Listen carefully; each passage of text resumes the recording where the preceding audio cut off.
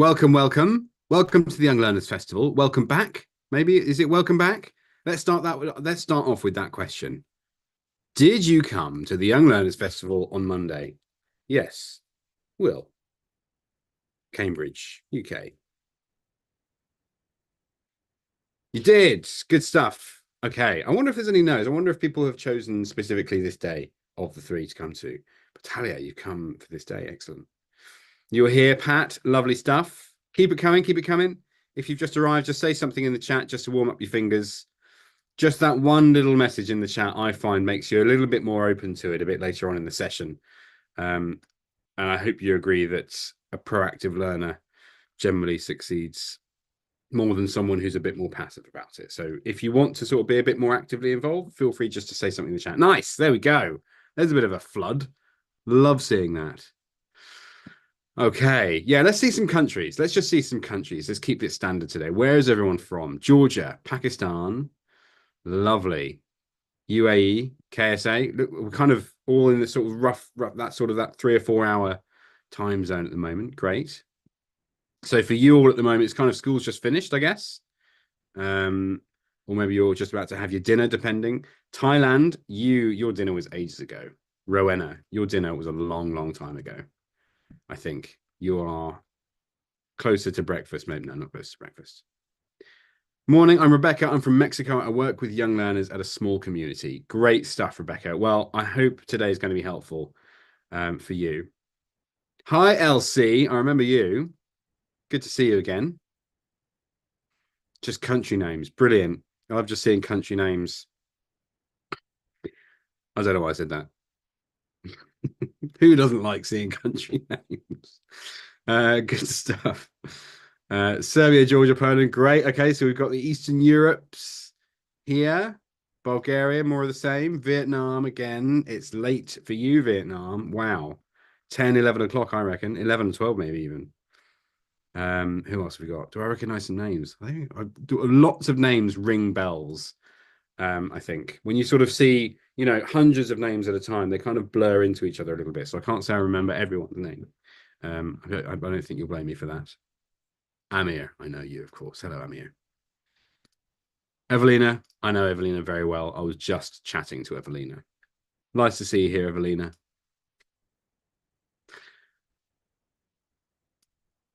Good stuff. Keep it coming, everyone.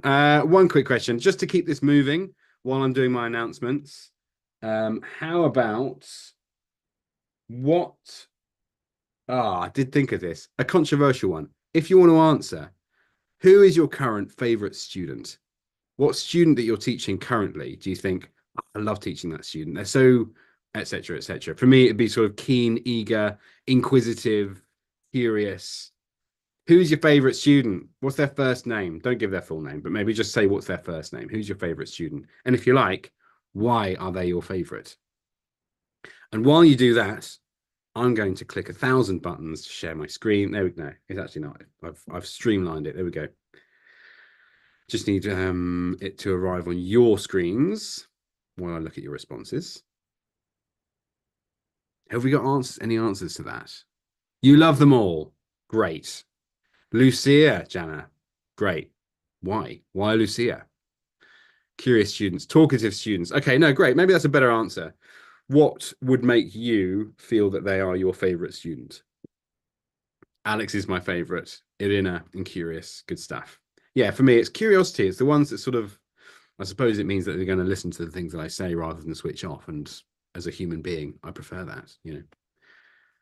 My favorite student is Bala. He lives in the USA. I work with him twice a week. He couldn't speak English when we started, but he's learning fast. That's great, Elliot. Jane, what a success story. Good stuff. Living in America as well. I bet that's a fab environment to learn English in. George has special needs. I bet that's really rewarding as well, you see. Great. Great. Sienna's my favorite. I don't teach anymore. I'm out of the classroom, so I don't really want to make a name up. It wouldn't make any sense to do that. But I'm enjoying listening to yours. Elisa, because she's working hard to improve her English. Elderly students too. Yeah. I taught a Turkish professor called Enver for about 9 months. at a school. We did a big business English course, and he was in that course, small class of sometimes 2 or 3 students for 9 months. And he was approaching 70. I'm not saying 70 is elderly, but I think that's on the older end rather than the younger end.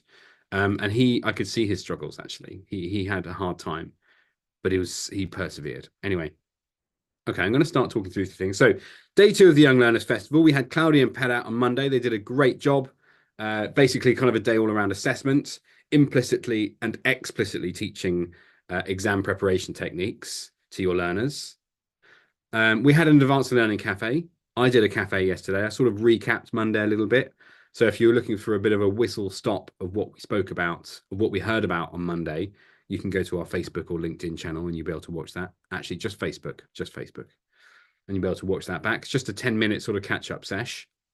Anyway, so this is a session. I've already told you about these if you were here on Monday, but just to really quickly remind you again, in case you hadn't already done it, we are doing more events after this. We've got Young Learners Festival, followed by the Teens Day, followed by the Adults Day. You can see what we're doing. It's sort of progressing through the years at this tail end of the calendar year.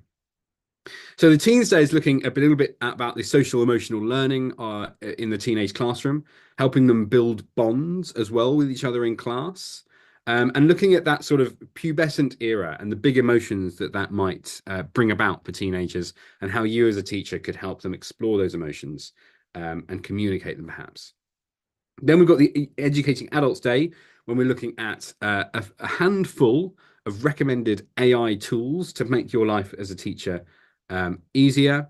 And we're also having a session that's all about teaching online. So if you are one of those teachers, maybe you're a freelance teacher and you teach individually one-to-ones, or maybe you teach classes, but you do it entirely online, then that's going to be Miranda Richardson. She's an expert in that. She's been doing it since well before COVID. And she has got, she's great. I can absolutely recommend her for advice on techniques in optimizing those moments online. Anyway, you can register now at the website, which is macmillanenglish.com, or there's a link. There's links everywhere. There's links everywhere. Look on your wall. We've probably put it on your wall somewhere as well. Okay, so next week, at some point, you're going to get an email from us, which will contain 2 links. The first link will be to your certificates. If you're watching on LinkedIn or Facebook, you will not receive this email, of course. We don't know that you're watching, not to the degree that we can sort of send you an email because you're watching it on Facebook or LinkedIn. If you'd like to get this, you still can. You just need to register on the website, macmillanenglish.com. If you register there, we'll get this email to you, where you'll get, as I said, the personalized certificate. You'll also get a virtual goodie bag, which will have the PowerPoints, the recordings as well, so you can rewatch the sessions if you want, maybe in super slow time, just to have a bit of fun. Don't know why you do that. You might want to do that. Or super fast, so see Sarah speaking at double speed. And then you could, there's going to be also the resources. So you've got the recordings, the PowerPoints, and the resources in that virtual goodie bag in one sort of tidy package for you. So keep an eye out for that around next week. Sarah Hillyard, are you there? Hello, I am. Hello. Are you ready for your second session? I am ready for my second session, and thank you for warming up everybody's fingers to get I know ready. that, no problem. I love warming fingers. That's my only role in this whole thing. It's just to make sure people have got warm fingers. Good role. Yeah. But everybody's special in some way, and that's your place here, I Will. found my calling, Sarah. I found my Yeah. calling. Okay, so you don't need an introduction in my eyes, Sarah, but I'm going to give you one anyway. We've worked with Sarah for 25 years. Well, maybe 25 years. We've worked with Sarah for years and years on loads of different projects. I've worked with Sarah for years on teacher training with Macmillan. She works at Nine Online, does a pre-primary online course. Sell the course to us, Sarah. You've got 30 seconds. Sell that pre-primary course. Go, go, go. Oh, it's a fabulous course. Teachers from all around the world join our 9 online courses. I'm the tutor of teaching English in pre-primary education. I've done it for ages, and I never stop being surprised of what people bring to the courses. It's a course that is actually made up from the experience of all the teachers from around the world, bringing their suggestions, their ideas, sharing and contributing to make the course an amazing course. Did I say Brilliant. it? Did I Absolutely great. I've already signed. I've just signed up just now with my other hand. This hand was signing up. Thank you, Sarah. Good stuff. Okay, I think that's about time. I'm going to hand over to you. Enjoy the session, and I'll see you in about half an hour. Thank you very much, Will. Hello, everybody. Lovely to be here once again at one more event by Macmillan. So today we're going to be looking at respect, inclusion, and empathy to enhance group learning. So we're going to be looking at primary students, young learner classrooms.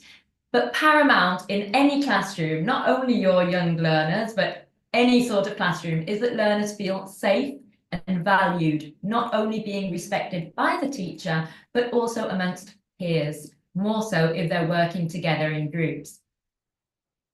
So I like cycles, and I'm going to start with a little poem, and then I'm going to finish with a little poem as well. This poem is Zebra Question by Shel Silverstein. I asked the zebra, are you black with white stripes, or are you white with black stripes?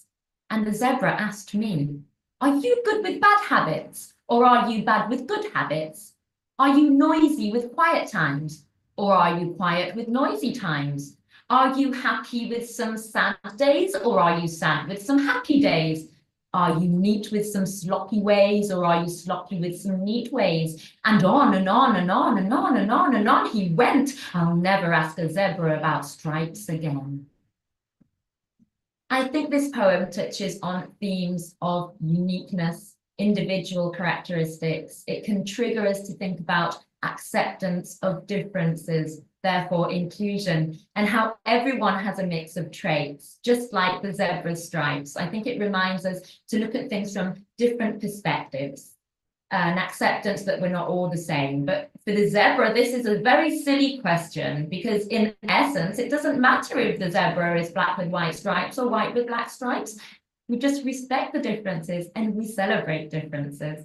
So what we're going to be doing today is start by defining each of the key concepts in this session very briefly, what we mean when we say group learning, what is respect, inclusion, and empathy, very, very briefly. And so then we'll go straight into the practical so that I can give you some ideas in these short 30 minutes. How can we actually develop these concepts to enhance group learning? And what I'm going to do to help you find ways to instill respect, inclusion, and empathy in your young learner classroom is using these 5 ideas. And I'm going to ask you at the end, which is your favorite? So there's the bridge of respect. In the chat box, please, what do you think I mean by the bridge of respect? What does that sound like it could be? What is it? What's it about? Or looks like, sounds like? What do you think that's about? Or the island of ideas? Can you write in the chat box? What do you think? What's the island of ideas? Or the time wizard? What am I referring to with the time wizard? Or the web? Those are interesting names for activities, aren't they? What do you think they're about? Could you pick one and tell me what you think? Tina says, a bridge to connect people with differences. Very nice. Trust between us all. Yes, okay. What else? What do you think these activities are about? If you can pick one. Okay, Laura says maybe games. Could be, could be. All right. Philosophies or activities to help us to think about how to treat each other with respect. That's great. Excellent. Storytelling, maybe their activities, the web, connecting with each other. Connection is essential, says Andrea, and we agree. Yes, interactivity, games, the island of ideas where every student shares an idea, Amir. Show the students we are different, but we can and we should respect each other. Okay, so I'm going to be taking you out of your misery in just a little while, but first we're going into the definitions. First of all, group learning or group work. We were going to explore what skills or what abilities children need to apply in group work. tell me in the chat box, what skills do students need for successful group work? To help you answer this question, I have put an example of group work here just to prompt some ideas.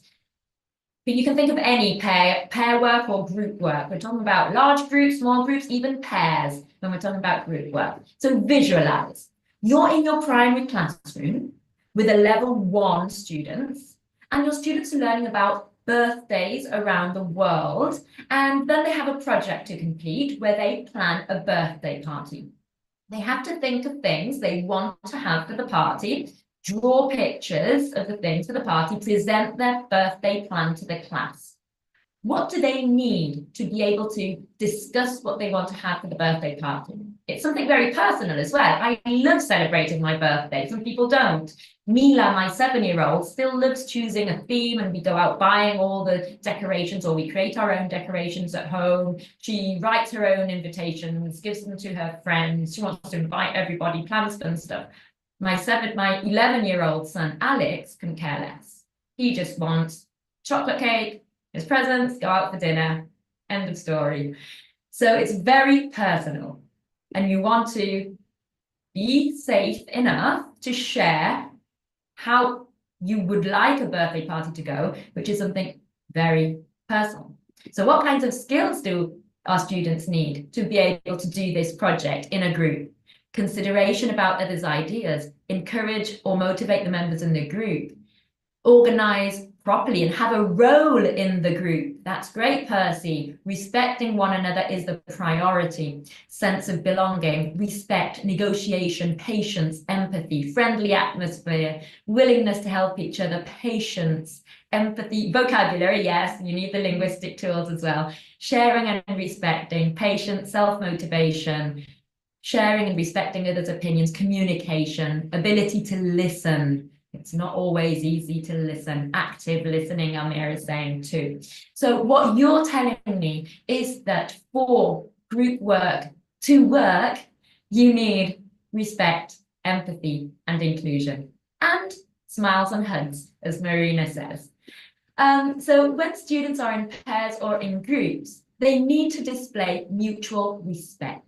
It's about creating a safe space where all students feel that their voice matters, where they can express themselves and they know they will be heard without judgment, active listening, appreciating others' contributions. I need to feel safe to give my opinion about what a good birthday party would be like, how I would like a birthday party to go. But I also need to respect others' ideas about what would be a great birthday party, and the rest have to respect my ideas. We need to see inclusion in group learning. Now, this is an important one to clarify so that we're all on the same page. Inclusion is often associated with students with impairments or students who display special educational needs and disabilities, SEND. However, what we have learned is that inclusive education benefits all students. Every child matters. A shy child also needs a lot of support. That shy child is not diagnosed with shyness, but still needs a lot of support. And that child also matters. So we have, yes, SEND, but we also have all the rest of the students in the class. And inclusion includes everybody, okay? So we're talking about the whole class, all my learners in my classroom. Everybody, each one of them should be able to contribute meaningfully to group work because everyone is part of the group and no one is left out, or there's a feeling of belonging for everyone. So you want to include everyone's ideas in some way, and maybe there are different ways of giving our ideas or sharing or contributing. Perhaps one student would love to make drawings for the birthday party. Another one might love to create birthday props out of Play-Doh, maybe a Play-Doh birthday cake to present. Someone else might like to report everyone's ideas to the rest of the class. So this is inclusion. It's finding a way for everybody to be able to participate and to contribute in a happy way and in a safe way. And there also needs to be empathy, which is the ability to understand and share the feelings of others. It's stepping into other people's shoes and seeing things from a different perspective. I might not love everyone's preferences regarding celebrating birthdays, but I'm not going to be mean about it. I will answer kindly, and I will try to understand others' perspectives as well. This is a definition that I really like because of the focus on imagination. Empathy is the art of stepping imaginatively into the shoes of another person, understanding their feelings and perspectives, and using that understanding to guide our actions. It starts with imagination. And what do children have? A lot of imagination. See the picture. You start with imagination, and once you truly understand, then you will have the will to take action. And I think this is what we need for all of these three key words. I believe children first need to imagine to be able to understand those abstract concepts. Respect, empathy are very abstract concepts. They need poems, stories, art, drama, simple metaphors to be able to imagine what respect looks like, what empathy sounds like, grasp what inclusion is, to make those abstract concepts more real, more concrete, more so in a foreign language. They need to be able to imagine, feel it, understand it, and then they will be able to take that action. And I think this is really important because there is a tendency nowadays to use a lot of student-centered methodologies, communicative activities, project-based learning, task-based learning. For methodologies like this to work, you need to be able to rely on student-to-student communication, collaboration, and without respect, empathy, and inclusion, that won't work. So in practical terms, what is it that you expect from your students when they work in pairs or groups? So first of all, it is you who needs to know what are expected behaviors in those groups. It's not fair to expect something if it is not communicated. So do your students know what is expected of them? You need to make that clear to them what is expected. Yes, I know that we like to call it rules. I'm going to give you the rules for group work, but instead of calling it rules, maybe it's best to establish shared values or responsibilities, because in the end, they are values. These shared responsibilities will come up all together as a group when we think of them, building a sense of community, and it gives us more of a sense of being consulted. And when we're consulted on things, we feel like we want to take responsibility for it rather than being imposed. So these, you will tell the class that what you're going to do is you're going to build a bridge together. Someone said, bridges build connections. That's right. And just like a real bridge, it will help everybody connect together and work together. It's a simple metaphor. So students can imagine this bridge and how this bridge is going to connect everybody. So we're stemming from imagination, that first step. Ask students to think of one value or rule, if you like, tell them it's a rule if they want it, but it's a value really that helps them work together when they are in groups or in pairs.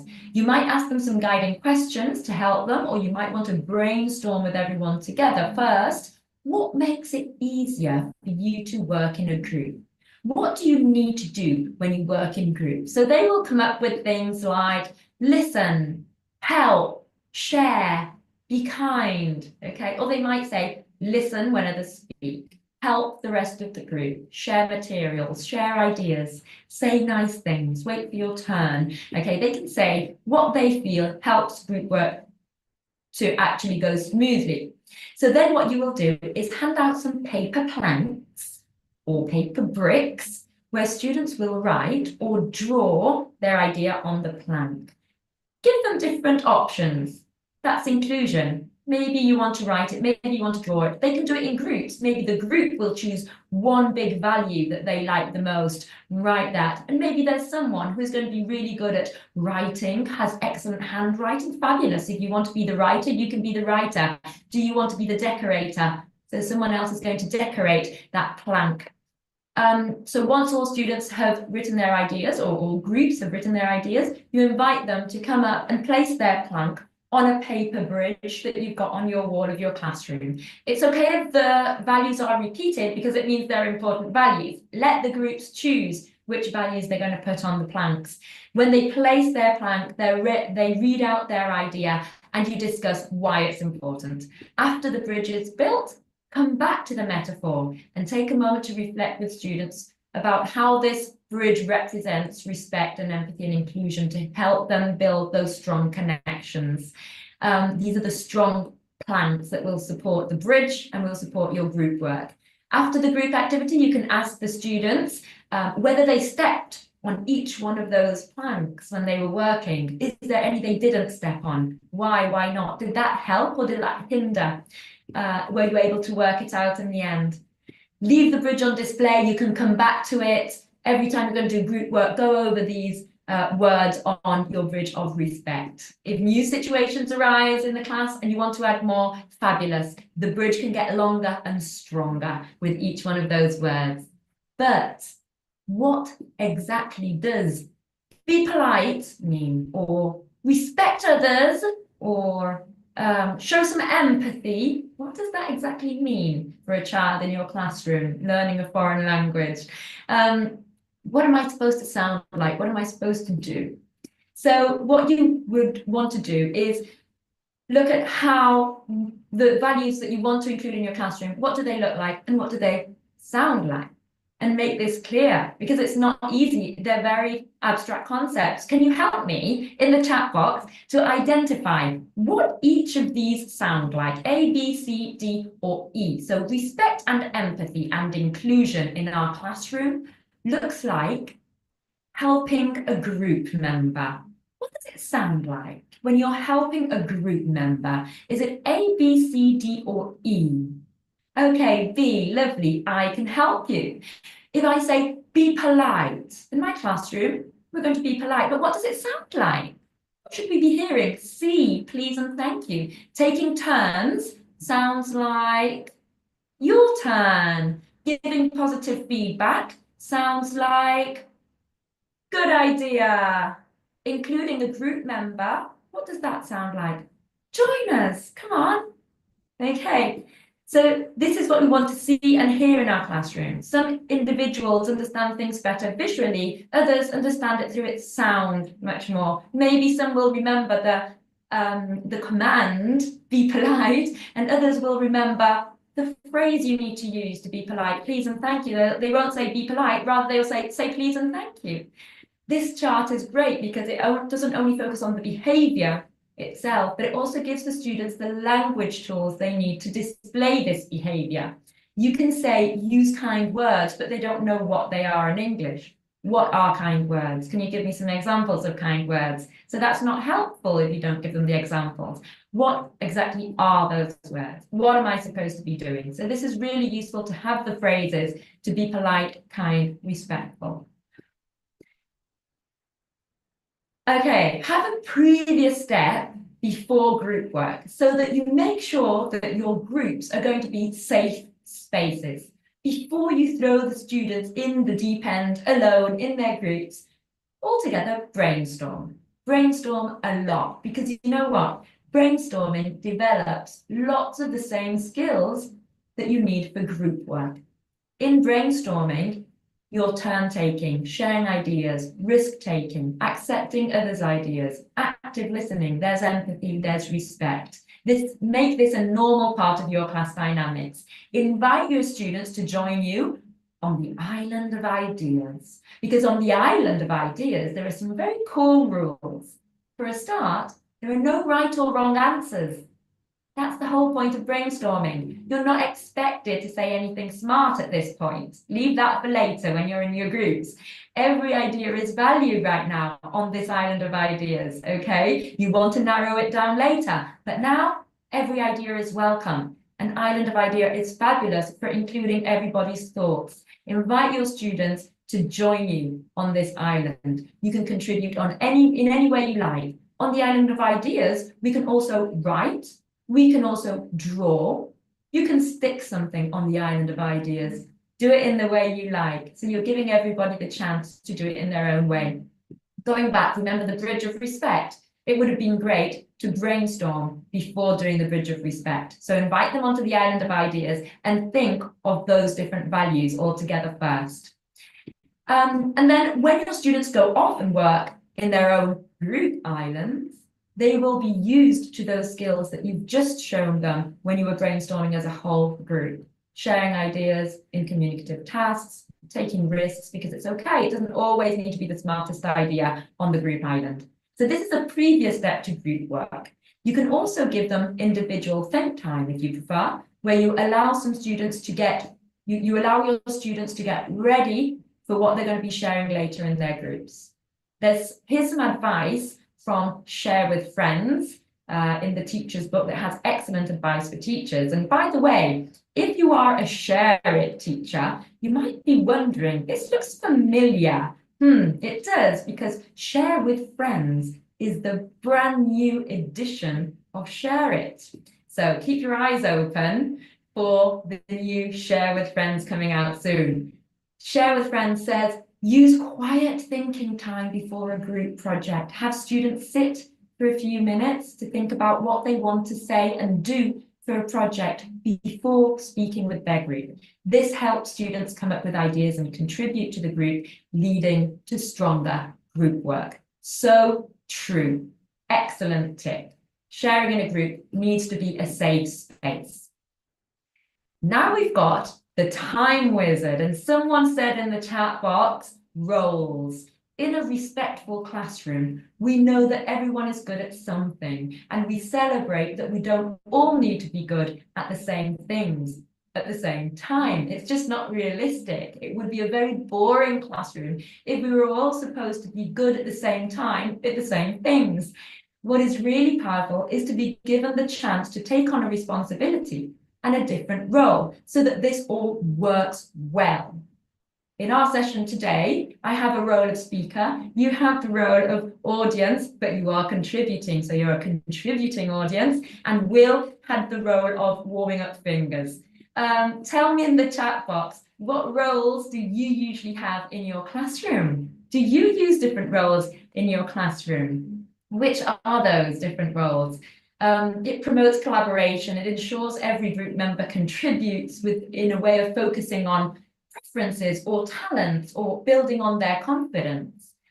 Remember, we said inclusion ensures that every student is valued, not only ensuring that everyone can contribute linguistically, but everybody feels part of the group and no one is left out. Everyone is important in that group because they have to take on their role very responsibly. Graham says, expert, advisor, counsellor, instructor, mentor, listener. The spokesperson, Amir. Jenny says, note taker, timekeeper, secretary, team. It depends. Okay, it depends, yes, of course, on the activity. Group leader, presenter, the writer, the speaker. Here I have timekeeper or time wizard, makes sure the group finishes on time.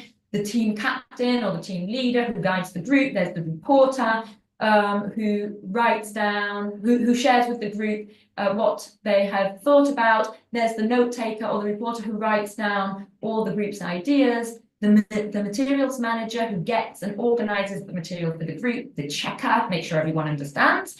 And the artist who will make sketch notes, draw the ideas, create ideas with Play-Doh. Have something for everyone.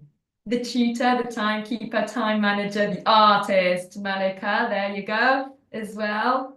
Excellent. So it doesn't mean that one will be in charge of a lot of the work and others will do little. It means that everyone will have a little job to pitch in with the teamwork. Everyone is good at something and can pitch in with something. It's your job to allow them the space to find what they are worth in the classroom. Everyone is praiseworthy, so praise them for the great job that they've just done in their role to make their group work well. Now, this one is going to happen in 2 steps. For any of the previous ideas to work, you need to build a strong relationship with your students and create opportunities for students to connect with one another, bringing the community together.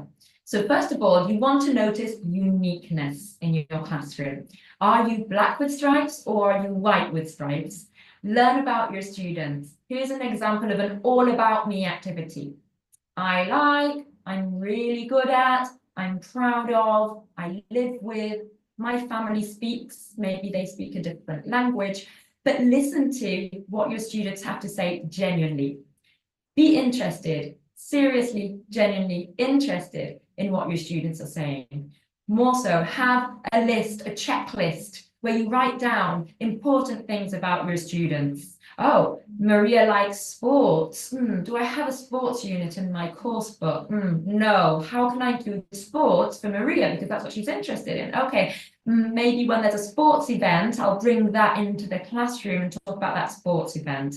Oh, okay, so Natalie's family speaks in Polish at home. Okay, so how can I bring in some Polish into my classroom? Let's find ways of bringing students' first language or native language or home language into the classroom as well. Listen to them genuinely. Read those all about me's seriously, not just look at the grammar in it. Look at if they've made any spelling mistakes.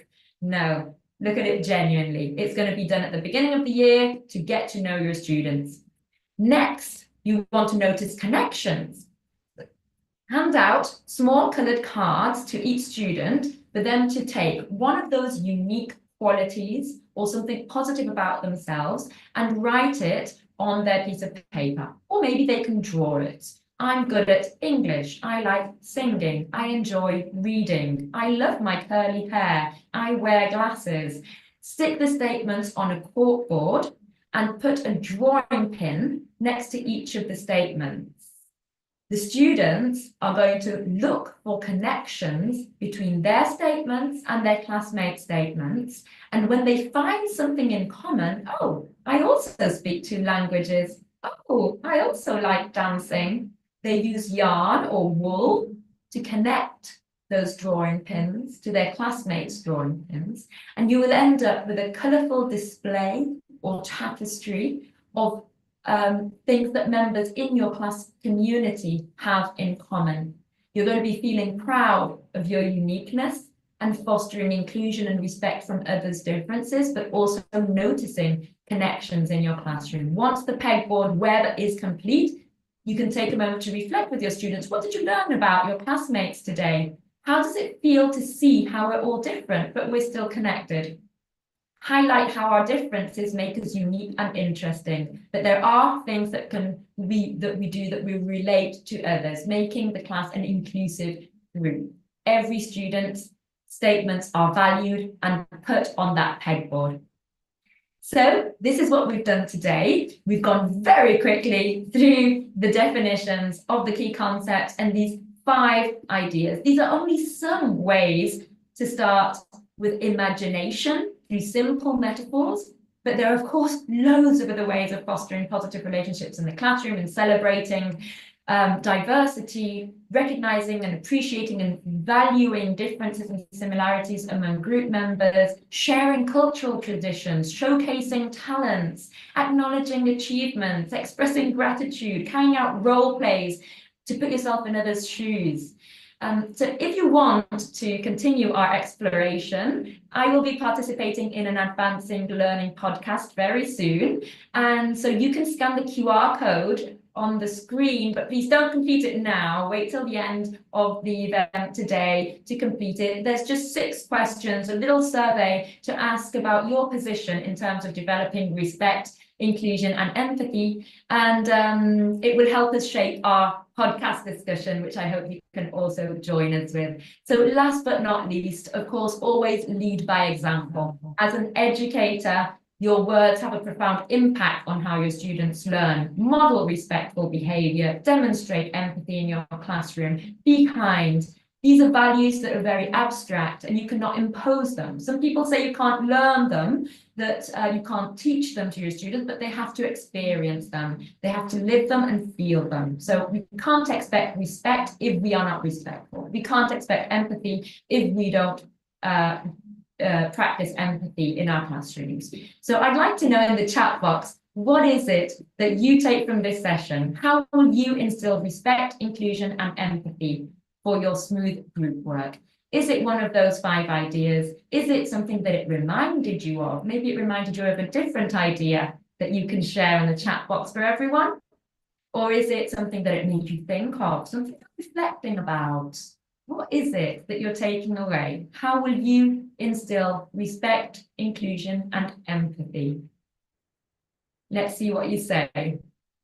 The web idea, that's really nice. Yes, ooh, the web idea is coming a lot as well. Looks like, sounds like. Amir will try that soon. The poem Miranda, yes. Note of that, and I've got another one for you coming up in a sec. The web, caring about students, and yeah, genuinely listening to them. The bridge, the island, the poem. Okay, so you enjoyed the poem, and I'm going back to the poem then again. Another one by Shel Silverstein, Hug a War. I will not play at tug of war, I'd rather play at hug a war, where everyone hugs instead of tugs, where everyone giggles and rolls on the rug, where everyone kisses and everyone grins and everyone cuddles and everyone wins. Because I feel that the themes of empathy, inclusion, and respect, it celebrates cooperation and kindness over conflict and chaos. What you get in a respectful classroom is a win-win kind of tug of war, in the words of the poem, a hug of war. If we are in a classroom where there is respect, inclusion, and empathy, everyone wins. So thank you very much for being with us today, joining me and participating and contributing with your ideas. Thank you very much.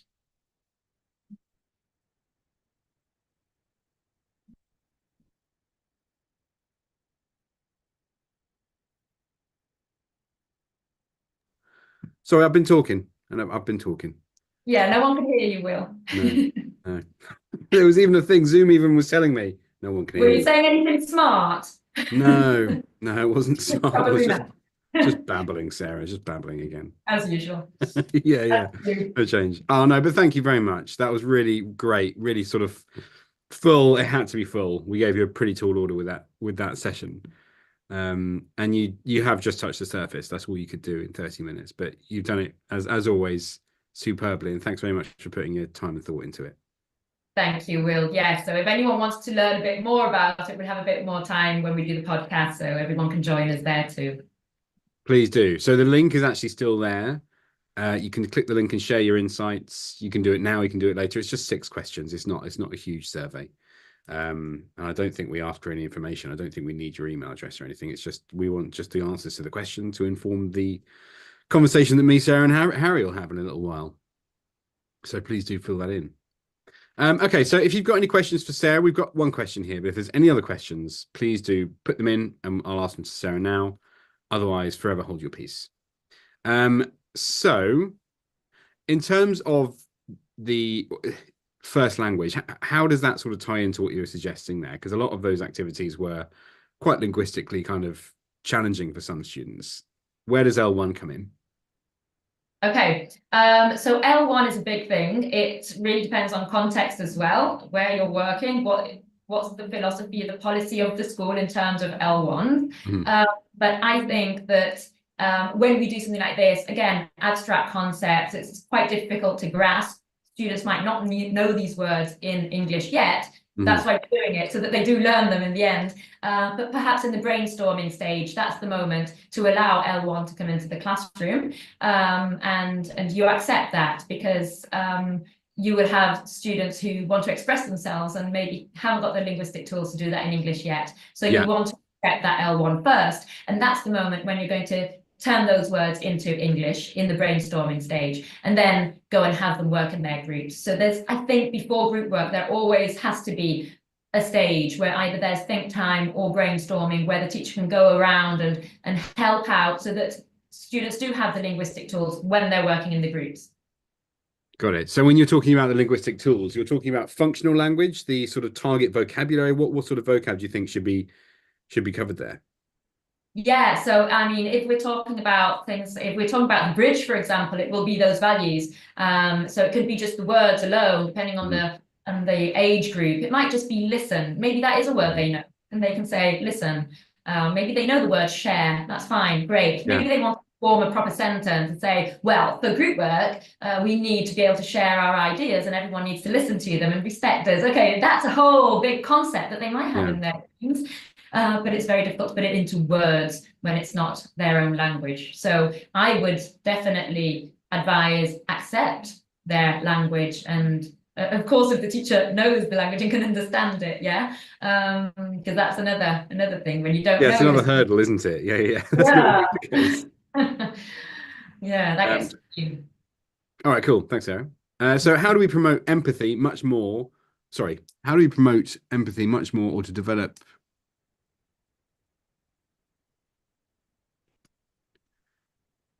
I need to understand that question. How do we promote empathy much more or to develop EQ to second language learners in order to have successful group activities? Okay, so there wasn't much time to go into each one of these, empathy or respect or inclusion, because each one is different. They mean different things, and you can promote them in different ways. So to promote more empathy or to provide more activities that will develop EQ, if you like, what you want to do is take many of this kinds of activities, or as I said before, things that are going to be creative that will help students go from imagination first to action. Yeah. Stories, use a lot of stories where you can see characters using empathy. Talk about Right. that a bit. So those are scenarios that you can use to help your students understand how people feel in their shoes and what the Mhm. different perspectives are and how things can be resolved in the real life as well. Brilliant. Thank you, Sarah. A bit of an age-old question when you've got passive learners in group work. I mean, the Mhm. roles that you spoke about might help with that a bit. Anything else? Okay, yes. So that's a good question as well. Sometimes we want to think beforehand about how we form groups and form groups wisely. So once you know your students well, you might want to pair up students who are perhaps stronger achievers, not with the lower achievers, but with the middle achievers. And the Right. lower achievers with the middle achievers, because if you pair up the lower with the higher, it's always the higher is going to be doing the job, and then the other one is going to be passive. So we don't want that to happen. The active one's Right. doing the work and the passive one's not doing anything. So you don't want that range to be so big. You want to reduce it about, you want to narrow it down a bit. So if some students are quite passive, you want to join them up with other students who aren't that passive, because that group will flop totally if they're all passive. Yeah, But yeah, yeah. don't put them all with all the other active ones, because they won't follow. They won't Okay. catch them. So put them together with the ones more in the middle. That's Got how you it. want to group your students wisely. Good advice. Nice. Thanks, Sarah. Okay, one more. Um, all right, so someone's looking for, I think, a bit of a golden nugget here. So someone said, I think it's quite challenging for teachers to form groups. Please, what's the best and most effective way to do so to ensure inclusive classroom? Okay. They want a golden egg. Yeah, I think there's not really a recipe for that I can just give you and you go away and fabulous stuff. But I think, yeah, first of all, think of your groups wisely according to the personalities in your group, the preferences in your groups. Give them those roles so that everyone feels involved in one way or another. Yeah. And that will create a more inclusive classroom. But it is a big challenge to form those groups. It is, I know. And sometimes it's trial and error. Sometimes you make a huge mistake and you realize, oh, why did I group them that way? Because that did not work at Yeah, all. yeah, You yeah. learn from your mistakes. And it's about trying again until you find those best forming groups, the power partners that will work well together. Absolutely. I mean, everyone's good at something. I think it's going to be rare that you find a student that's actually no good at any of those roles. There's going to be something. So it's just a matter of identifying that and then, as you said, grouping them well. Absolutely. And sometimes students don't really know what they're good at until they try it. So you can give them different roles to try out and see what works best for them. Yeah, yeah. That was a question that came up earlier about sort of rotating their roles after a little while. Maybe not start, maybe give them a role for a short while at the beginning of term, but Right. after they've settled, maybe is a quite a good time to start changing things up so they don't get, you know, too settled. Yeah, that's right. That's right. So at the beginning, you're still getting to know your students. You're giving them the chance to decide, oh, I enjoy doing this or that. I'm good at time management. I want to be the time tracker, or I'm good at drawing, so I want to be the artist. But Yeah, then yeah. over time, yeah, you want to say, okay, you've always been the artist up to now. Why don't you try being the time manager? How do you feel with that role? And see what happens. And maybe they find out that they're actually good at time management as well. Yeah, yeah, yeah, absolutely. Lovely. Thank you very much, Sarah. I think that's time for a break. You've got a massive break now. Well, I say massive. It's like 5 hours or something, but Thanks I've got again, so much Sarah. to do within those 5 hours, Will. You wouldn't I know imagine. you do. You've got plenty to get on with. Yeah. Enjoy it. Well, I'll see you in see you in a little while, Sarah. Thanks All again. right. Thank you very much, Will. Thank you, everybody out there. See you. Bye for now. See you, Sarah. Bye. Bye-bye. Okay. I've got a couple of slides. You'll be glad to know I've got a few slides for you. Here's the first slide. It will be with you imminently. There we go. So just to reiterate, if you haven't done it already, please do fill that survey in for us. It's to inform a podcast conversation we're going to have with Sarah on this exact topic in about 3 weeks' time. And this is the only place I think we're asking for this because we've got your attention, and it's just a really good moment to ask you just to answer a couple of questions to help us to inform that conversation, to make it even more interesting. When we've kind of got your responses to inform the things that we're saying and thinking and commenting on during that podcast. The podcast is available now. You can go to the website. It's macmillanenglish.com, or there's a link somewhere on the screen, AL podcast. That'll take you to a page where there's just direct links straight to loads of different podcast providers. So you can go straight to it and follow it or save it or whatever. And share it with everybody you know. Basically, that's what we'd like out of you. No, only joking, semi-joking. Feel free to share it with whoever you like. It's a great podcast. We have a lot of fun, and I hope you enjoy it. So, in the nature of what we spoke about on Monday, if you were here, we're giving away resources as part of these webinars now as well, just to sort of help to consolidate the learning that you're getting in these webinars, where it's not just simply a talk, which is extremely beneficial, but as we all know, inputs requires output for the learning to be consolidated and to complete that cycle of learning. So we're offering you some resources now so that you can take some of the things that you've learned from these sessions, Sarah's session namely, and start utilizing that advice in the classroom. So we've created this poster. It can be a poster. For me, it's also a board game. You know, you could sort of be, I don't know, I see that as a little bit sort of with snakes and ladders type board game. Perhaps I'm sure looking at that, I could think of a really cool way of doing that.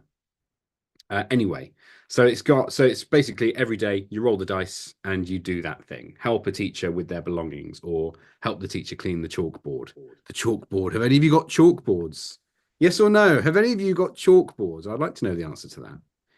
Are there any chalkboards in the world anywhere? No, I don't. I haven't seen a chalkboard. They're so messy.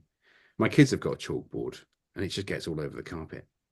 Okay, so there's a link somewhere on the screen now. You can click that, download that. I think there's one more. You would go to a page where you click that and you'll download it. And we don't need you to do anything. It's just to go and grab that. So feel free to grab that. Now it's all yours. Yes, what are you talking about? You've got chalkboards. That is unbelievable. I am it's beggars belief. If you've ever heard that phrase, it's beggars belief that some people have still got chalkboards. Great. Why not? Why not? I'm not judging. Sounds great. Okay. Anna Parr-Modrzejewska, are you there? Yeah, you did that perfectly well again. Did I? Thanks. Yeah. I was practicing. What do you think I was doing in the middle of these I imagine you were. That's all I do, is practice saying your surname. Thank you, Anna. Thanks for coming back again. Lovely to see you. Sure. Have you had a nice break? Oh no, you've had meetings, haven't you? You've had meetings. Yeah, I did have some work to do. Yeah. Yeah. Okay. Cool. Well, I hope you're ready to do your second session. It was great the first time. Can't wait to see it again. Anna holds degrees in every possible field that you can imagine. Any field that you might imagine that brings her here today. So an MA, I'm going to lead it. PhD in linguistics, MA in English, a BA in young learners pedagogy, and an MA in pedagogical therapy. What was your PhD, Anna, specifically? That's an interesting question, because my PhD was in extra-linguistic benefits of bilingualism in young learners. Say that again. Extra-linguistic benefits of bilingualism in young learners. Could you give us your PhD thesis in one line? The idea is that if you teach, because it was in the context of English as a foreign or second language, so if you teach children early on English, the parents typically expect the children to become expert English speakers very quickly. And that's not the point. This is not why we teach children a second language or a foreign language at the very beginning. We teach the language to support cognitive development. And there are so many benefits of bilingual development that are totally not connected to the language at all. Wow. Okay. That's really, really interesting. I could talk to you about that. I won't. Can we talk about that later? Can we talk about that afterwards in the break? All right. Course. Cool. Well, have a great session, Anna. I'll see you in about half an hour. Thank you. Okay, now I'll share my screen with you. Okay. Yeah, okay, here it goes. Okay, hello everyone. We'll get to work because Will has given me only 30 minutes, which is pathetically little to the topic that I want to talk to you about. And today we are talking about writing, but not in the traditional way in which you typically talk about writing as a skill in which you are looking at the structure of the text and so on.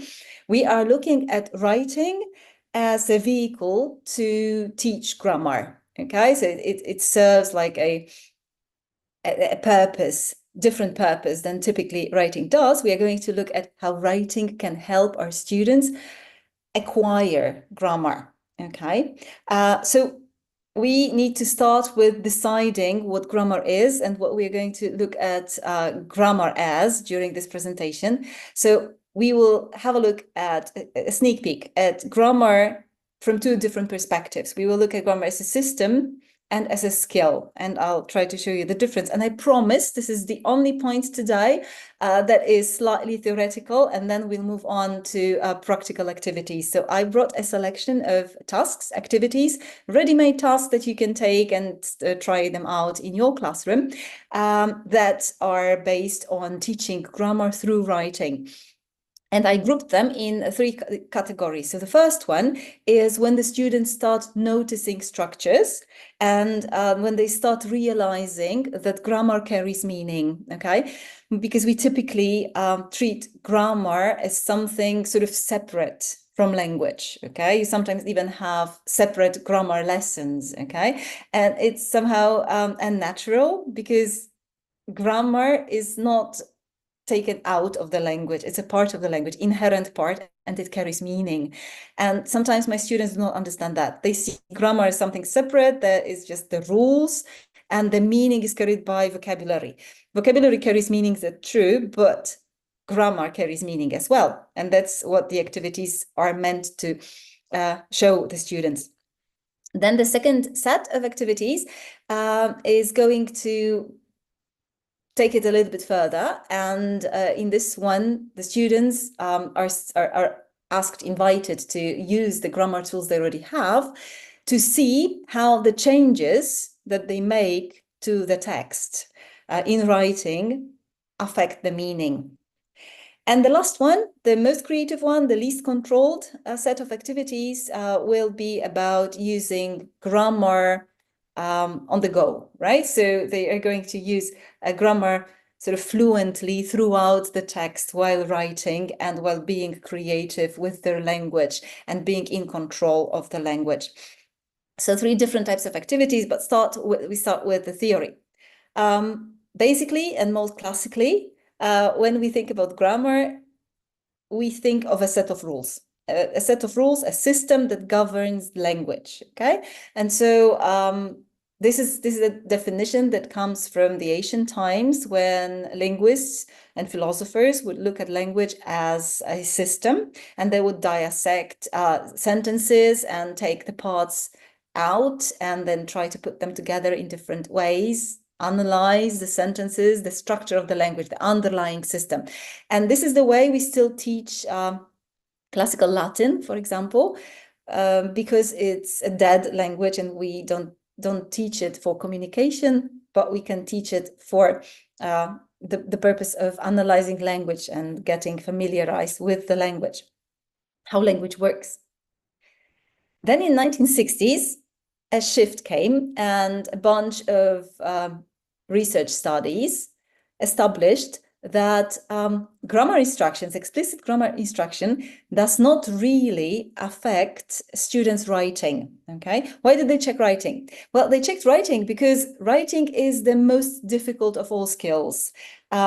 In order to see how much language, how much English, for example, your student knows and can use, you give him or her an open writing task. If you give them an open writing task, they will have to produce the language and you will see it clearly what they can do and what they can't do with the language. Whereas if you give them a closed kind of grammar task, they may just guess, or the input that they have to give is minimal, so you're not going to see that. So we are perceiving the development of the language, the progress that the student is making by comparing the reading, the writing skills, sorry. So when they write something first and then they write something later on, it should be better and better, should be getting better.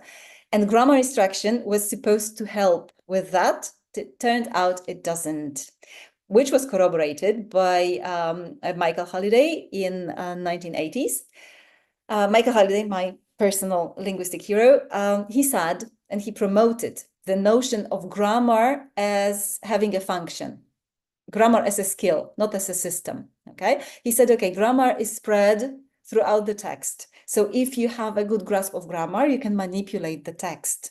You can change the meanings of the sentences in the text by making little alterations in grammar and not in vocabulary. And more recently, Andrews conducted a meta-study. Meta-study is a research procedure in which the researcher doesn't go into the world and conduct his own study, but instead he collects all studies published on a given topic and compares the results. So in this study, over 6,000 research studies were compared, and the results were taken into consideration, and it turned out, in bulk of 6,000 different studies conducted in different contexts, different countries, that teaching grammar in isolation doesn't have much effect on students' language development, okay? So in other words, it shows that what we need for grammar to be acquired is context, okay? So yeah, grammar has form, but it also has meaning.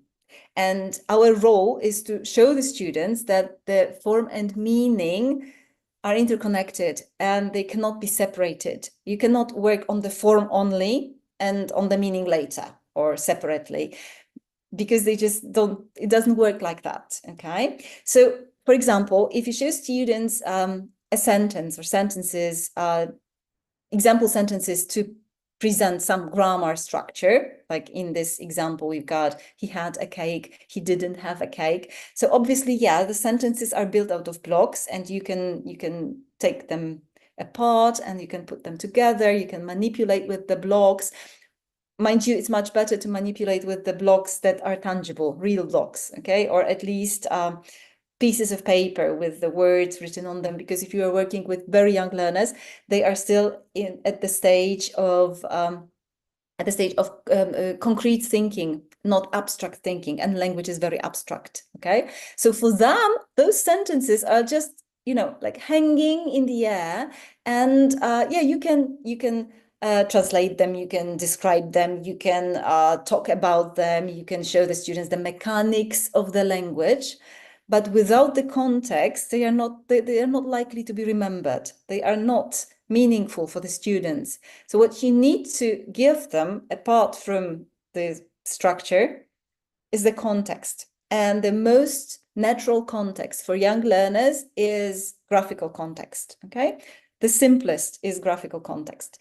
So in this example, you can see the sentences and they make perfect sense once you see the picture, okay? So the picture makes the sentences, the meaning of the sentences obvious. You don't have to translate anything, you don't have to explain anything. The students look at it and they understand what the function of the structure is. And it's going to be much more memorable than learning how the structure works theoretically by heart. Because students' attention should be placed on grammar structures, not in separation, in decontextualized activities, but in their natural habitat, right? So grammar structures live in texts, and this is where they should be analyzed. So the idea is that before showing them, this is the structure, this is how it works, it's a good idea to show the whole context and ask the students to guess, right? What the structures mean. How do they feel the structure in the sentence, in the text? What the structure does to the text, okay? And some of the activities that focus on noticing, I'm going to share with you now. One of my favorites is the running dictation. I don't know if you know this one.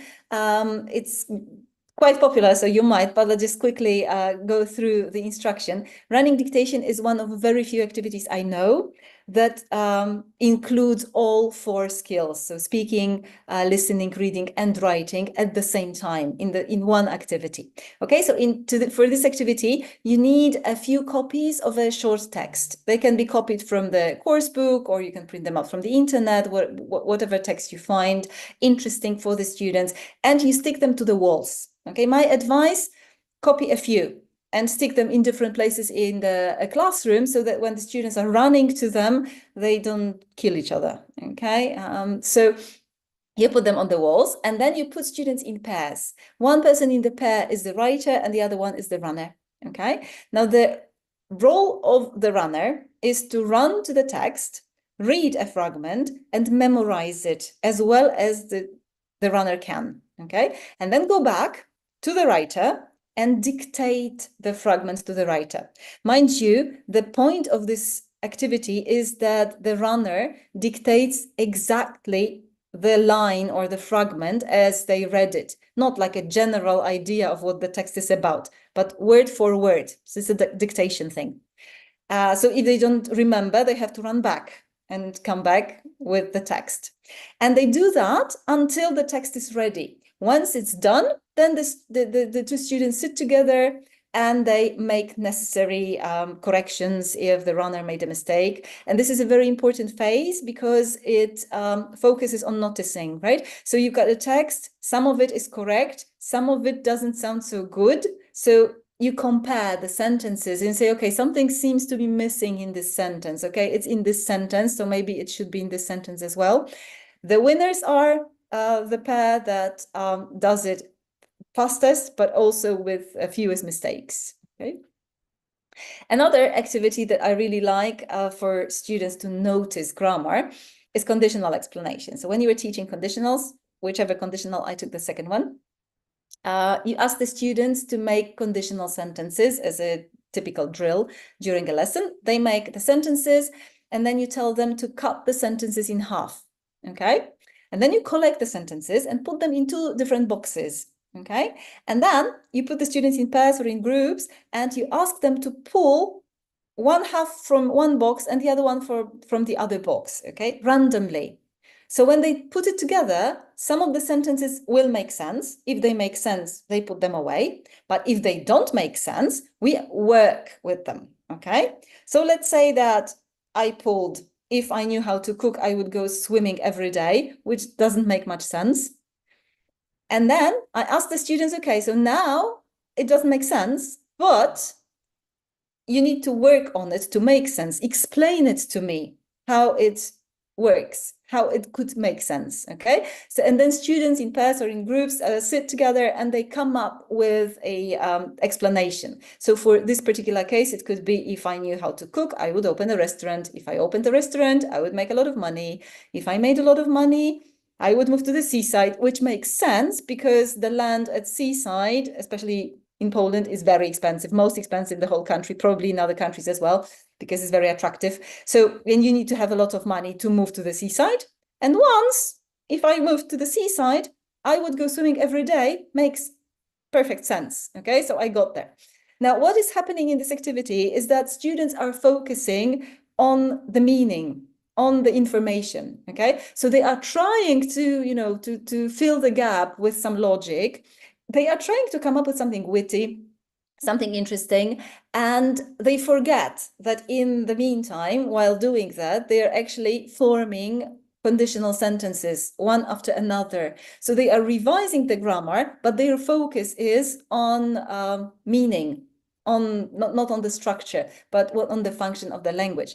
And that's cool because grammar is intuitive. It should be intuitive. They should feel that grammar does something to the text, okay? And once they do understand that tiny little differences, changes in the text, in the grammar of the text, will change the meaning, they can manipulate texts, okay? And this is like the second batch of activities for students to manipulate text, okay? So first, they need to notice, I'm giving them a text, for example, a blog post or whatever. This one is a memory from holiday. Because it's a memory, we are focusing on structures in the past.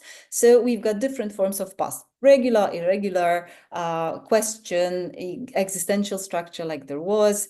We've got models in the past, okay, we had to await. And students read that, they just underline the structures and they say, okay, so this is what we are working on today. And then, because I want them to feel that they are in control of grammar and that this grammar will change the situation, I tell them, okay, now we are going to rewrite the text, but we are going to rewrite it in the present tense, okay?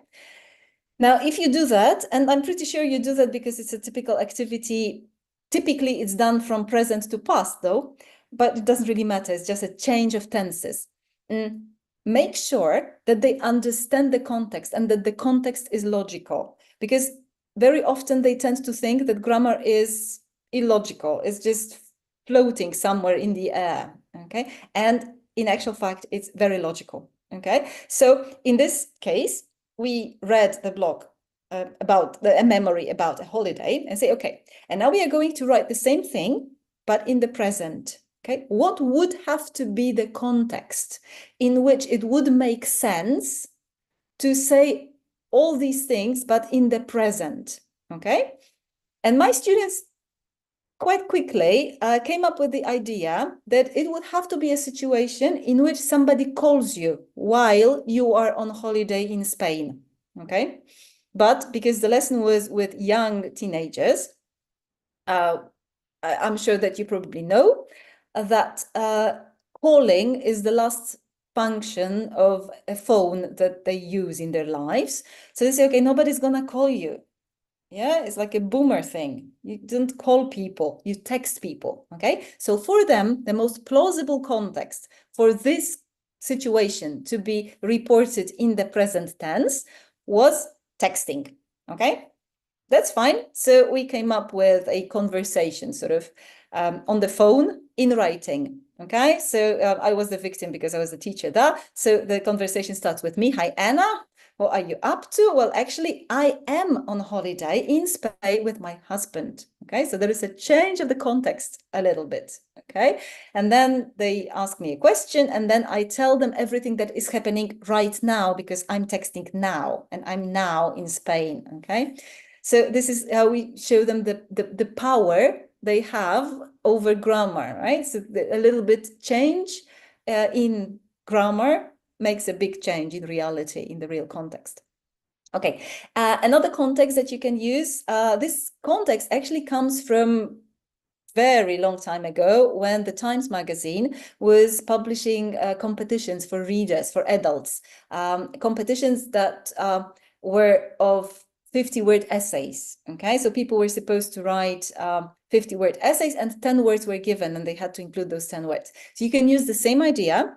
This is actually the photo, the picture comes from an actual magazine which organizes such contests every month. So if you want, you can enroll your students' essays or texts into this competition for them to have fun as well. Maybe they win something. Okay, but we can tell the students, you are going to write a 50-word long text, okay? But that's not what we need. We need an edge, okay, like a pedagogical aim. And our pedagogical aim can be eliciting from them the different structures that we are practicing, okay? So we can tell them, okay, I am giving you an instruction here, and it looks a little bit like a secret code, right? You have to decode what you actually have to do. So you're going to write a 50-word story, but you need to include one of each of these structures, at least one of each of these structures. And then you have to read through it and cross out all the words that are not essential, because it's only 50 words that you're allowed to write, okay? Now, this is important because students notice and they find out quickly which words are essential for the sentence to exist, okay, for it to be grammatically correct, and which words can be taken away without much loss to the text, okay? So I find the last stage, the stage when they are trying to make it shorter, the most interesting of all. And so they can follow the instruction and write a 50-word story or essay or whatever that you want them to write. And then they have examples, okay? They have a text, because this is just theory, yeah? And I'm sure that you've got students that you can wake up in the middle of the night and ask them about present perfect, and they would go like, present perfect is a tense that describes a situation that happened in the past but has consequences in the present, and they can recite how it's formed and so on. But when they are speaking or writing, they hardly ever use it correctly. That's because examples are much more powerful than theory, okay? Theory is declarative, yeah, you know something, but examples are procedural, okay? They are practiced, yeah, this is something you actually use. Examples are much better. So I'm gonna try something on you. A very long time ago, some maybe 20 years ago, I went to a conference in which the presenter told us to think of a sentence that includes past continuous and past simple in a sense that you were doing something in the past when something else happened, okay? And I want you to think of the first sentence that comes to your mind, okay? Don't overthink it. What's the first sentence, the model sentence that you have in your brain from the times when you first learned that, okay? Well, you can share it in the chat box so that we can see what the sentence is.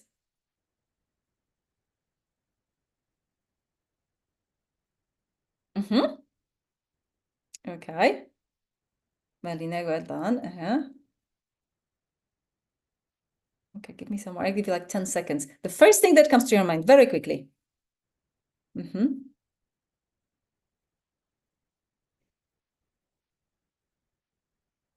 Okay.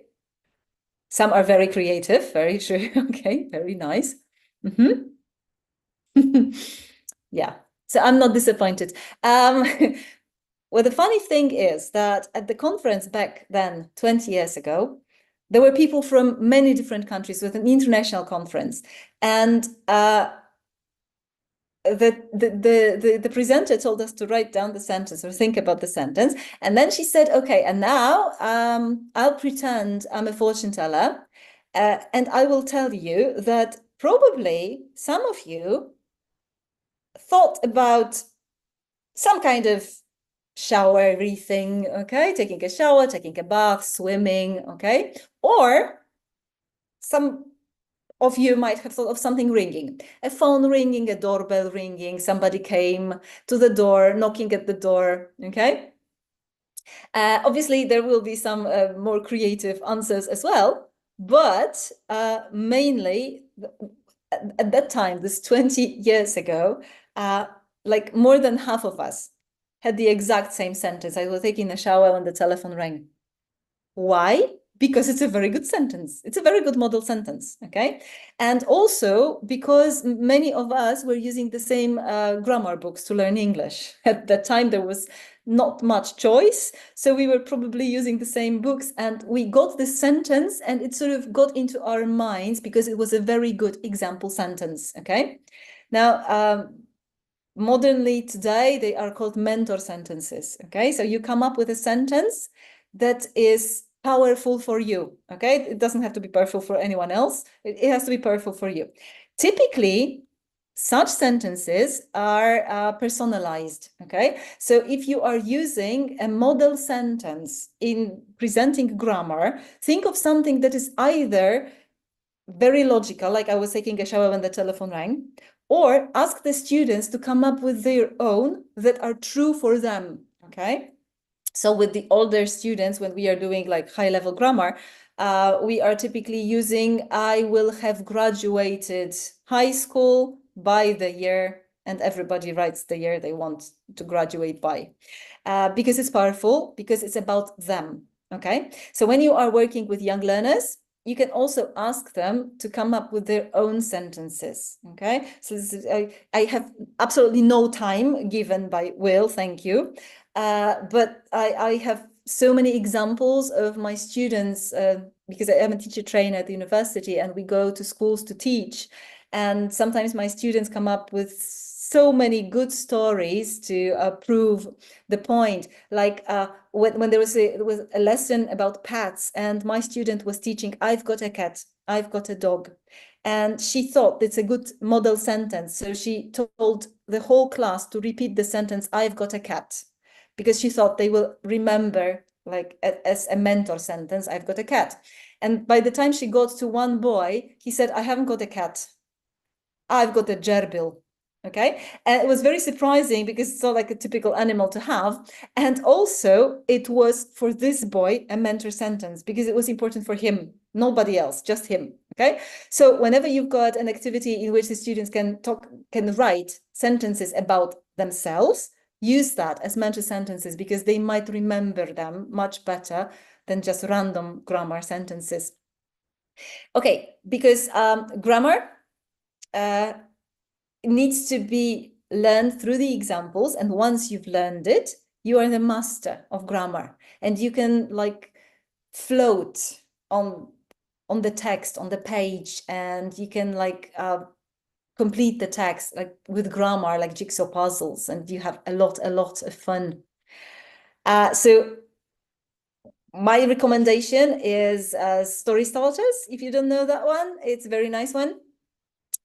It's a story page where you've got like a sorter, you pull like digitally pull the lever, and that it will give you random cues.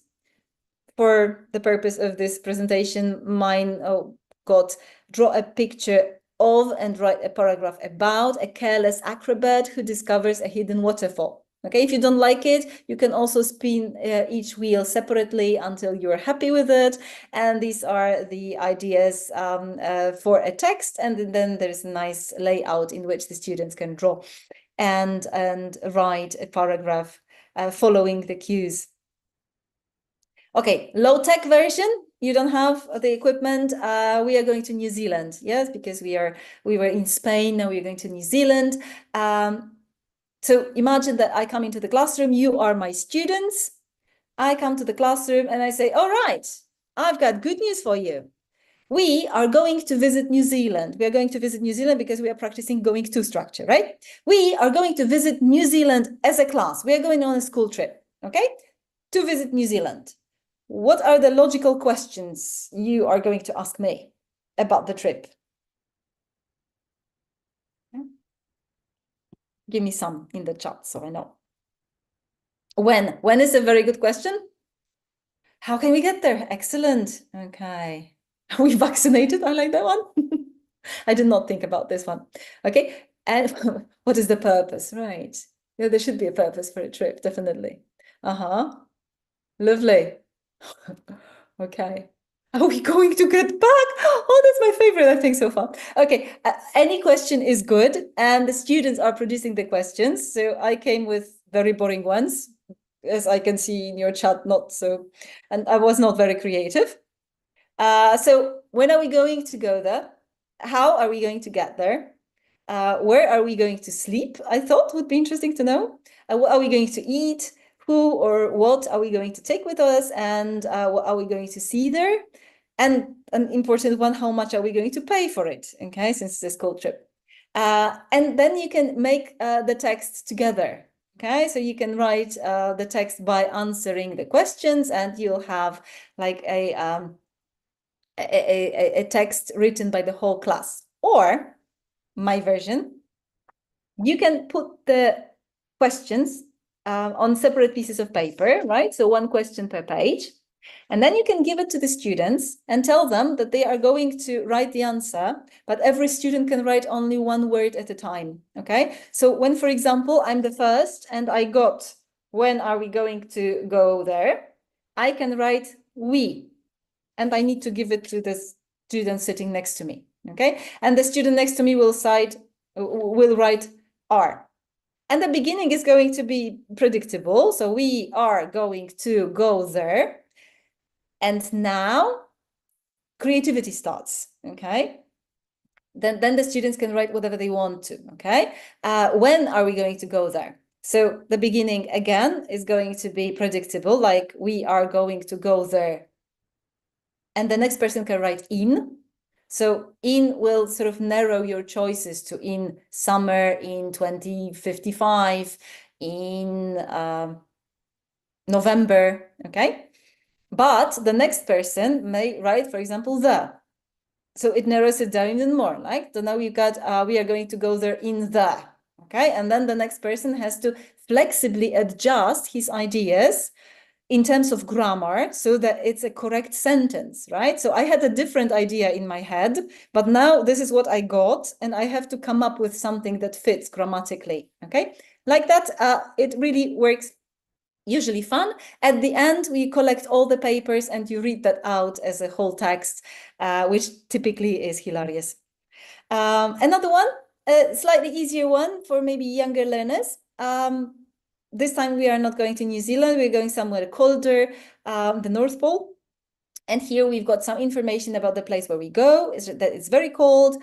You can't forget your jackets, but there's a kitchen with plates and cups, so you don't have to take them. Okay, and then you have a backpack, and you've got 6 slots. You can take 6 things, right? So you need to decide what you want to take to the North Pole.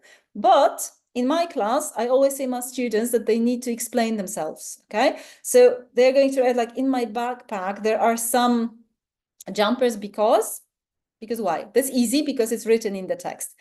But there aren't any, and now they have to come up with something and decide why, right? And with each and every item, they need to explain themselves. Obviously, here we are practicing some and any. Okay. And so the last thing I want to share with you is my buddy, my writing buddy. Mizu creates a writing buddy.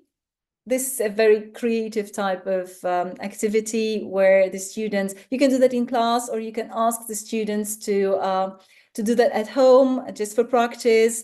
This is a very nice thing to practice writing in a creative way. Now, the writing buddy is a chatbot, but it's very different from GPT chat, for example, because it doesn't do the writing for the student. It is cooperative. It asks the students that maybe you would like to say something about this. Maybe you would like to use these words. Maybe you would like to use this grammar structure. Oh, that's a nice grammar structure that you used. Why did you use it? Did you want to express this or that? So it really is very helpful, and it makes the student think. And sometimes interacting with a chatbot, I know that novelty will wear off probably, but at the beginning it's quite interesting because you say something and the chatbot understands you, right? And gives you the cues for further writing, and together you can write a whole text or a whole paragraph and then share it with the class, for example. It's free. I think you have to register, but after you do that, you don't have to pay anything, and you can make your own activity, or you can use the activities. I just chose random 6, but there are like 100 of them for writing, for practicing writing with children at all ages. So highly recommend that. And just to finish with a quote, I think that the important thing is that we realize that we can't teach our students everything, okay? It's impossible. There are too many words in English. There are too many different possibilities of creating different phrases. It's impossible to teach them everything. But what we can do is create in them the need to learn and fuel the curiosity, and give them the tools that will help them express themselves and will help them to say what they want and not what they can, right? Because this is the typical problem with the students when they lack the tools, they lack the resources. they resort to something that is more or less, okay? And if you show them that grammar carries meaning, and by manipulating little bits of grammar, you can actually change the context and the message that you want to convey, then they will rule the grammar, and their presentations, their writings will be much better and much more, and they will reflect themselves and their ideas much more than without that knowledge. Thank you so much. Thank you so much, Anna. Absolutely amazing. Absolutely jam-packed as well. Thank you so much. I love the fact that you included some classics. The running dictation was an absolute. I love the running dictation. It always goes, no matter what age group as well. Running dictation. Everyone loves that. That's true. That's true. That's and it practices everything. It practices all of the skills. It's just perfect. Okay, we've got some questions for you, Anna. You ready? Okay. Yeah, I don't know. Am I? Oh, I don't know. I don't know. We'll see.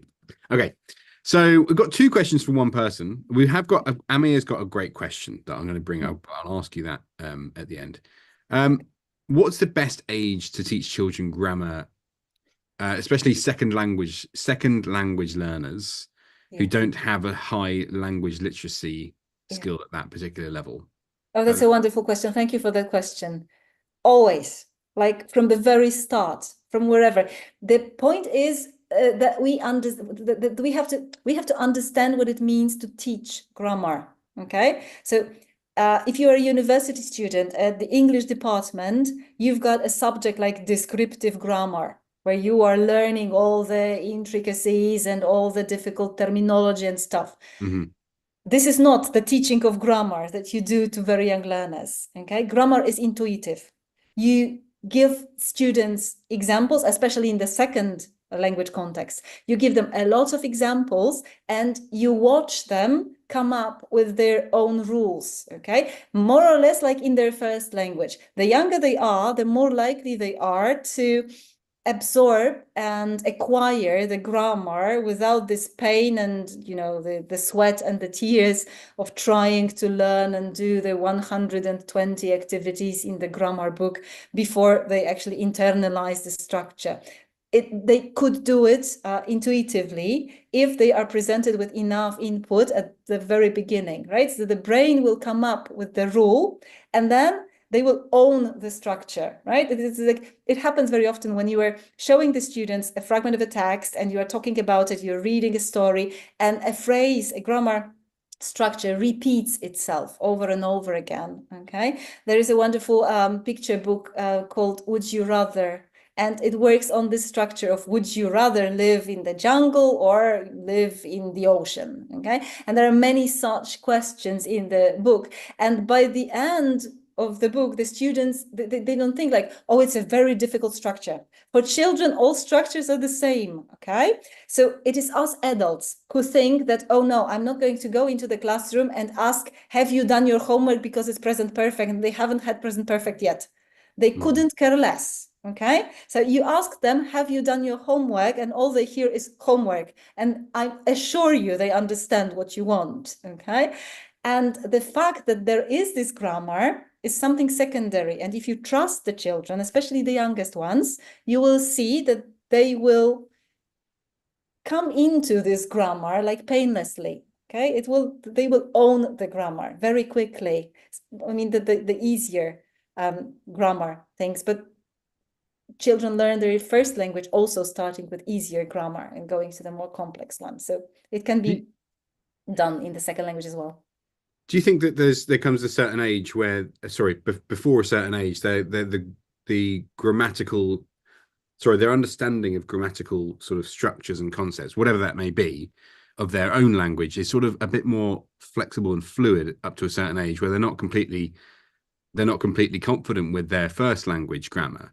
In whatever way they're understanding it internally, that they're actually a bit more malleable in terms of receiving a second language grammatical rules and structures and everything. Well, we can go with the Lenneberg critical period hypothesis that by the age of 12, everything is more fluid and more flexible. Well, yeah, I was thinking more like 3. More like 3. More like 3 is it's definitely, the capacity is there, but you're not going to get enough evidence, okay? Because at the age of 3, they might not have had the grammar of anything developed yet. And also, very often, when children are raised in bilingual families, there is this outside pressure on the parents, then the onset of language learning and the onset of grammar accuracy is prolonged. Right? Because when you're teaching, when you are raising a child bilingually, the child is bound to start being correct with their grammar much later than if you've got a monolingual child, okay? And if you have enough strength to withstand the pressure from the outside, that's perfect. That's a perfect age, and you can throw all the grammar onto the children and they will take everything because they're like sponges. They will absorb whatever you give and they will not question it, okay? Because the older you get, the more insecurities you have, the more questions you get, okay? And when you're a child, you accept everything because your first language acquisition is not complete yet. So there are a lot of grammar rules in your first language that you don't know yet. There's a lot of vocabulary in your first language you don't know yet. So you just take it as it goes, right? As it comes. So yeah, definitely, the younger you are, the more intuitive for you grammar is. That's why we are not teaching, you know, the structures very early to 3-year-olds, like this is subject, this is object, this is verb, this is how it works, because it doesn't make sense. But once they learn it intuitively, they are more likely to own the structure and to use the structure more freely, more fluently in the future, okay? Because you can always learn grammar, always, okay? You can start today learning Polish grammar, and I assure you that by the time you are 80, you will have, you know, acquired all the grammar of Polish, which is not an easy language. No. But you might not be able to feel this grammar as well as if you could had you started at the age of 3. Okay, then you would have this feeling of the different nuances, usage of the language. More than sort of maybe more of a surface level understanding of definitely of what it is and what should be done.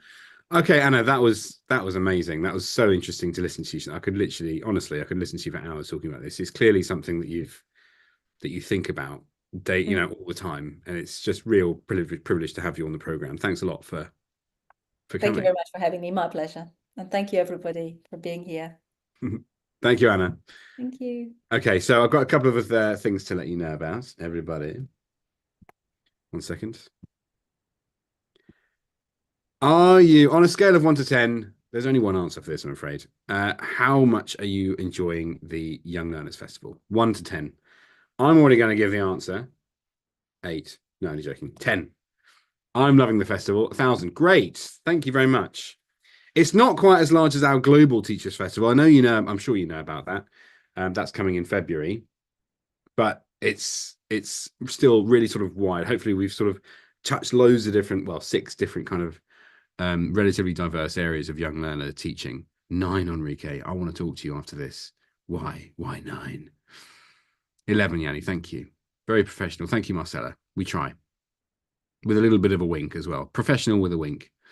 Good stuff. So as you can see on my on the screen that I've shared, we've also got another resource for you to give away for this particular session. So again, let's have a couple of words, just a word from you to describe how do you feel? How confident do you feel?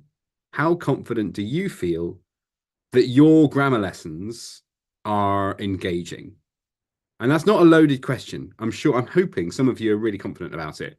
And you think, I've been to loads of these things, or I've just come up with my own ideas, or I've had training on this specifically, and I know that my lessons are engaging. My students engage with what I'm trying to do and they get into it. A number or a word, if you like. How good do you feel? How confident do you feel that your teaching of grammar is engaging? I love grammar, Carolina. I actually quite like grammar. I did try and teach grammar in lots of different ways, but I'm an absolute sucker for the maths of grammar. I learned, you know, other languages when I was an adult. And I enjoy the maths behind it and sort of figuring things out. Each to their own. Anna would not agree with that. That is not Anna's way. Okay, so as you can see on your screen, thank you for that, everyone. Thanks for responding. We've got some teaching tips videos, just with 5 more ideas to help you spice up your grammar teaching, if you do it explicitly or not. Then these will be of help to you, I'm sure. If you click the link on the screen somewhere now, it will take you to those videos straight away, and you can start watching them, or sort of bookmark them for later if you'd like. Please do go and take a look, and yeah, let us know if you have any problems getting hold of them. 5 tips for teaching grammar in a fun and engaging way. Go for it. Okay. In the next couple of weeks, in the next month, we've got 2 more events. Connecting Teens Day. Shout out, say something if you teach teens, and say something if you teach adults. Say teens and adults, whatever you teach. Let's hear the segment that you teach, young learners, teens, adults. We've got Connecting Teens Day on the 19th of November, and we've got Educating Adults on the 4th. Is it? Yeah, 4th of December. They get it 3 times. These are just single day events. They're not the Young Learners Festival. We decided to do a bigger one for the young learners this year. We've got a Teens Day, and we've got an Adults Day. But there are 3 talks in each of those days. You can find out more about them at macmillarenglish.com. When you teach writing, grammar is obvious. Interesting. That is a statement that Anna would probably have on her wall somewhere. Young learners and adults after school, good stuff. Okay, so you can register for those events now, macmillarenglish.com. There's a link also in the chat box now and somewhere on the screen, I'm sure, for you to go and register for those if you'd like to come along to those as well. If you've enjoyed today, similar vibe, obviously completely different content. So please do come along if you're interested in learning more about teaching teens and teaching adults. Obviously free, and obviously with resources involved and certificates, goodie bags, and the like. So in the next week, you're going to get an email from us with your personalized certificate. If you're watching on Facebook and LinkedIn, if you want to get those resources and the certificate and the goodie bag, etc., you'll need to register on macmillarenglish.com. If you're on Zoom now, a lot of you are now, I can see, still here to the bitter end. Thank you for sticking around to the bitter end. Good on you. Thank you. You will get an email with your personalized certificate and a link to the virtual goodie bag, which contains all the presentations, all the recordings, and the giveaway resources as well, if you'd like to access them a bit later too. So it's all coming in one neat little package for you in about a week. That's it. You've heard enough from me today. Thanks for coming, everyone. Thanks for all of the love in the chat box. I love seeing all of those thank yous. Let's get some emojis. Can we just finish it off with some emojis? Where are the emojis? Oh, I can't see them. I'm going to stop share. Can I still see them? Yes. Emojis. Great. Good stuff. Thank you, everyone. Have a lovely rest of your day. And we'll see you on Friday for our final day of the festival. See you then. Bye.